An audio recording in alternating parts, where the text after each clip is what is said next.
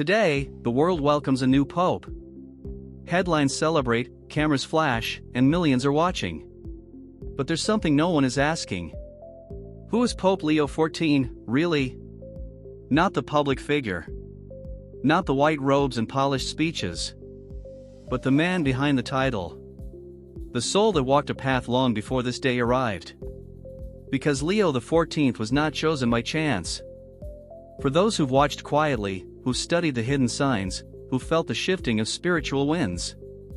His arrival doesn't feel like politics. It feels like prophecy. You see, long before today, there were whispers. Old visions. Forgotten texts. Prophecies buried in time, that spoke of a final pope. A man of silence, marked from childhood. One who would not just inherit the church, but carry it into its final trial. His name? Leo. A name heavy with ancient meaning. A name that echoes in both scripture and apocalypse. In this video, we're not going to talk about ceremony. We're going to talk about destiny. About the invisible threads that may have followed this man since his birth. About the prophecy that some believe has just stepped into the spotlight. So stay with me until the end. Because what you'll discover isn't just about him. It's about what his rise means for the world. You may never look at this moment or your faith the same again. Today, the world welcomes a new pope. Headlines celebrate, cameras flash, and millions are watching. But there's something no one is asking. Who is Pope Leo XIV, really? Not the public figure. Not the white robes and polished speeches. But the man behind the title. The soul that walked a path long before this day arrived. Because Leo XIV was not chosen by chance. For those who've watched quietly, who studied the hidden signs, who felt the shifting of spiritual winds. His arrival doesn't feel like politics. It feels like prophecy. You see, long before today, there were whispers. Old visions. Forgotten texts. Prophecies buried in time, that spoke of a final pope. A man of silence, marked from childhood. One who would not just inherit the church, but carry it into its final trial. His name? Leo. A name heavy with ancient meaning. A name that echoes in both scripture and apocalypse. In this video, we're not going to talk about ceremony. We're going to talk about destiny. About the invisible threads that may have followed this man since his birth. About the prophecy that some believe has just stepped into the spotlight. So stay with me until the end. Because what you'll discover isn't just about him. It's about what his rise means for the world. You may never look at this moment or your faith the same again. In history, names are rarely accidents. Especially in the spiritual world, names carry energy, purpose, even warnings. And the name Leo is not light. In Latin, Leo means lion, the ancient symbol of kingship, judgment, and divine authority. In Scripture, the lion is both protector and destroyer. It represents Christ as the Lion of Judah. But it also appears in visions of apocalypse, fierce, untamed, announcing the end of an era. When a pope takes the name Leo, it echoes with a long legacy. There have been 13 popes named Leo before him. Some were reformers. Others were warriors. One even stood against Attila the Hun, confronting darkness face to face. They were never passive men. They rose in times of conflict, of change, of spiritual urgency. Now, more than a century later, the name returns. Not as a tribute, but as a signal. Leo XIV is not just the next in line. He is the first pope named Leo in the digital age. The first to carry that name in a world drowning in silence, division, and spiritual confusion. And when you look at the timing, his election comes as the world trembles. Wars escalating. Faith weakening. Old institutions losing power. So when this man stood before the world and called himself Leo, he wasn't just choosing a name. He was awakening a memory. A vibration that had been dormant for generations. Some believe this was intentional. Others believe it was instinct. But for those who listen to the language of prophecy, it's clear, the lion has returned. And in spiritual history, when the lion roars, it means judgment is near. It means truth is coming, whether the world is ready or not. This Pope's name was not a coincidence. It was a message. Not every soul that shapes history begins in greatness. Some begin in silence, in obscurity, in quiet places where destiny whispers before it speaks. Pope Leo XIV was born far from the spotlight. No prophecies surrounded his crib. No crowds gathered at his baptism. But those who knew him early knew something was different. Teachers recalled a child who watched more than he spoke. He listened with intensity, as if every word carried weight. He was drawn to solitude, even when surrounded by joy. One priest described him as a boy who prayed with his whole body, like he was being watched by heaven. He didn't chase popularity. He didn't seek applause. Instead, he sought stillness. And in that stillness, the signs began. He would weep during Mass even as a teenager. He would visit churches alone and sit for hours without moving. He once told a friend that he felt followed by something holy and heavy. There were also strange moments. Moments that didn't make sense until much later. A vision during illness. A vivid dream of fire consuming a city and a man in white standing untouched in the center. A journal entry, written at age 14, that read, "I do not know what I am becoming, but I know I will not be mine." These aren't stories the church tells during official biographies. But they exist, whispered among those who knew him before the robes and rituals. Because even before he wore white, he was being shaped by the invisible. Pain. Isolation. A gravity that made no sense to a boy, but prepared the soul of a shepherd. He didn't rise through scandal. He didn't climb through politics. He walked through silence. And some believe that silence was an emptiness. It was prophecy, waiting for its hour. And now, that hour may have come. History doesn't always warn us with thunder. Sometimes, it whispers in symbols, in silence, in signs that only the awake will recognize. And before Pope Leo XIV stepped into the light, the world shifted. Not loudly, but deeply. Months before the conclave, strange murmurs began to rise. Conflicts in the East reignited. Natural disasters came in waves.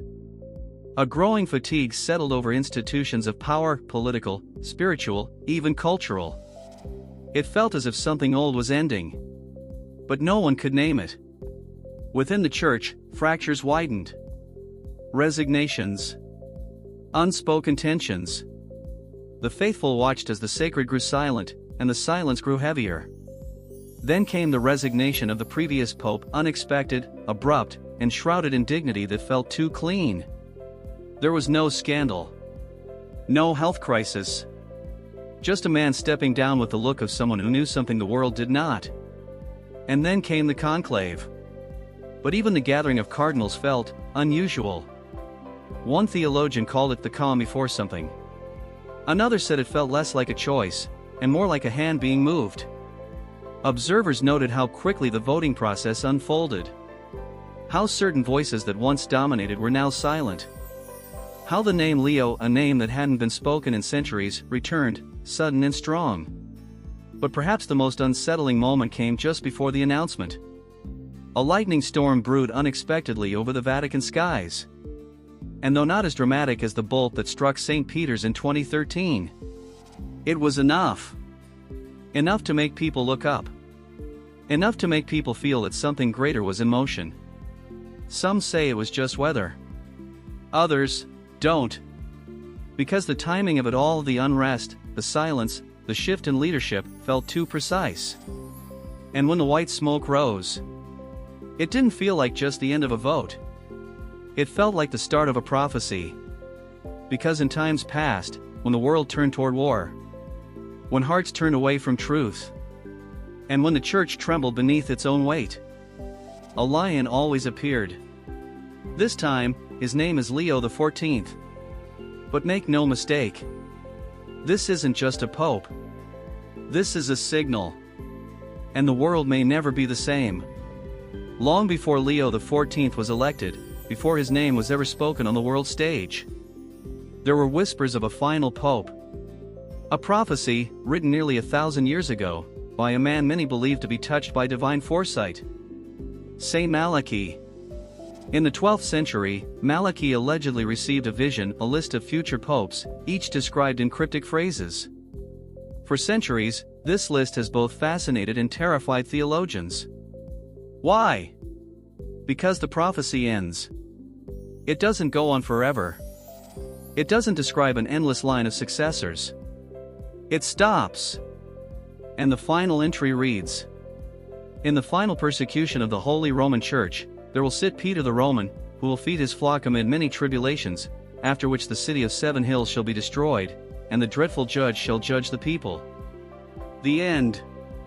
No name. No number. Just the end. Some believe this figure, Peter the Roman, is symbolic, a pope of deep humility, rooted in the original foundations of the Church.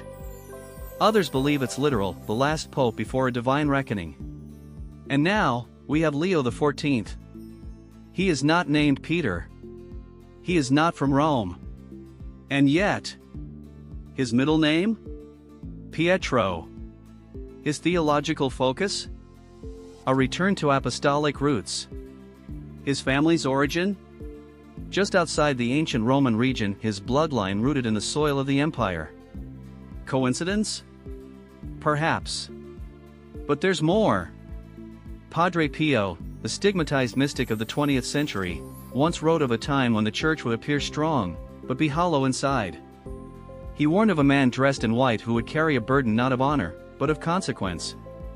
And in the secret third message of Fatima, the one long hidden, there are descriptions of a bishop in white walking through ruins, praying for the souls of a church that no longer speaks. Many dismiss these as symbolic. But what if they were chronological?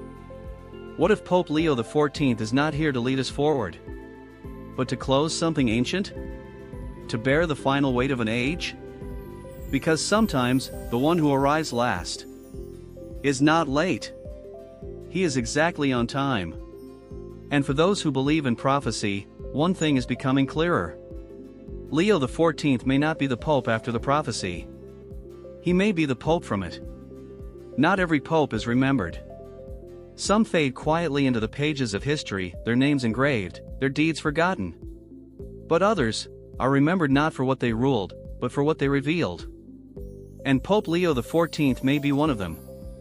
Because what if he wasn't chosen to guide the Church forward, but to announce its final turning point? From the moment he stepped onto the balcony, something felt different. There was no dramatic gesture, no triumphant tone. Just a stillness in his eyes, the look of a man carrying something he did not ask for. Spiritual writers throughout history have described messengers, those sent not to build, but to warn. Not to extend an era, but to bring it to its knees before something greater. Even Christ spoke of such figures.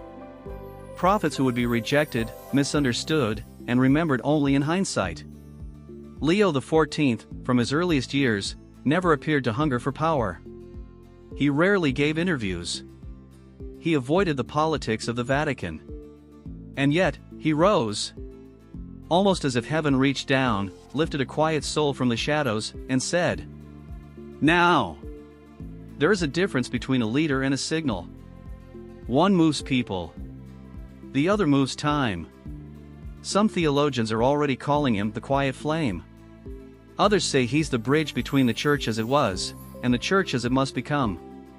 He enters in an era when the world is screaming. And yet, he whispers. He wears white, not as a symbol of victory, but as a mirror reflecting the spiritual condition of the world around him. The church is not dying, but it is being stripped, refined, shaken.